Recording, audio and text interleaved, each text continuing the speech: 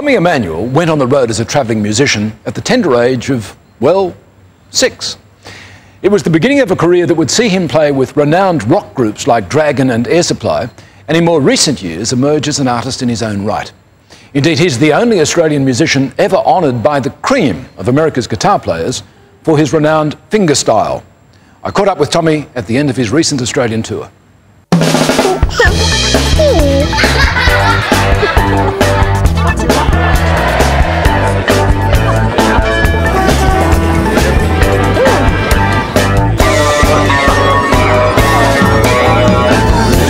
Tommy, it's great to meet you.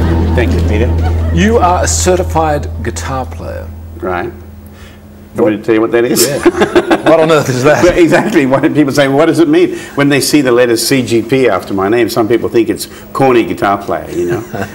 It was an honour given to me by the great Chet Atkins, and it was in recognition of my contribution to the art of fingerstyle guitar. That's what it says on my award. But there are only a few of these people that have got this award in the world. Well, Chet was the first one, and that was for his lifetime contribution to the guitar and to its players. And I mean, he inspired so many people. His albums were, they set a standard that we all aimed for. We still do. So you're in an extraordinarily elite company then? I guess so, yeah. So when did you go from playing chords to playing fingerstyle?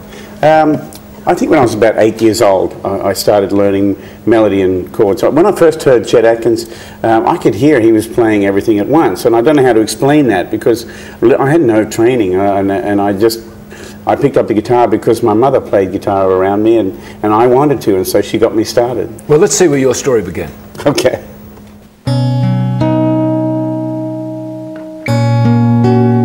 I knew when I was a kid that I belonged on stage. I loved that when I did things on my instrument that people just lit up, and that's what really made me fall in love with being in this business.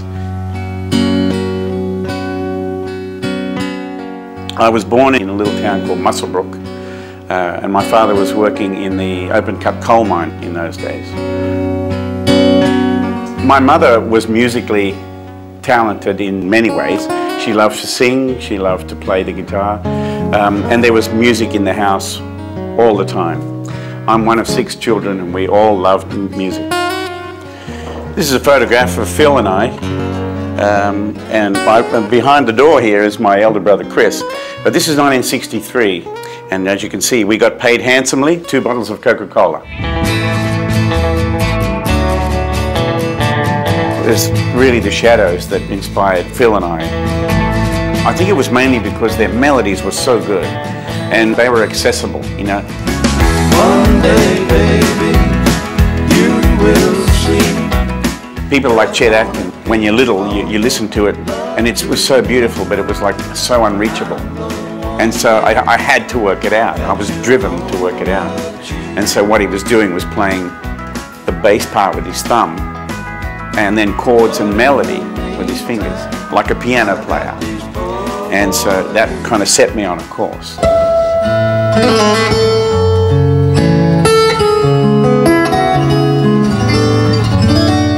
We became a quartet in 1960. And then we started entering in band contests and all that kind of stuff. I think it was an American television producer who said to my dad, "You've got to get these kids on the road, people need to see them." And so he sold everything up and we bought, I think it was 2 Holden station wagons and a tent and a trailer to put the gear in. I don't know how my mother did it, but she cared for us. She raised us, she cooked on open fire. We quite often camped on like a dry riverbed. She would do the washing wherever she could. I don't remember a lot about my dad, but he was a tough person. You know, he'd stand on the side of the stage, and if you looked over and took your eyes off the audience, he'd go like that. So he was like training me. And if you made mistakes, he'd come up and say, "You can be replaced, you know." So he was tough. He made us get to work. He always took care of Mom and me. When I was about 19, 20, around that time, and I was really starting to do things in Sydney and make a name for myself, there were nights when I'd I'd be almost in tears thinking, I wish he was here so I could talk with him and he could see this, that I'm making something of myself, you know.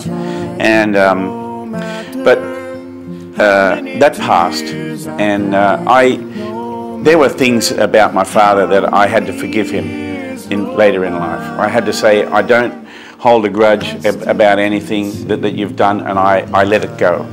And that was a good moment for me. I still can't say goodbye.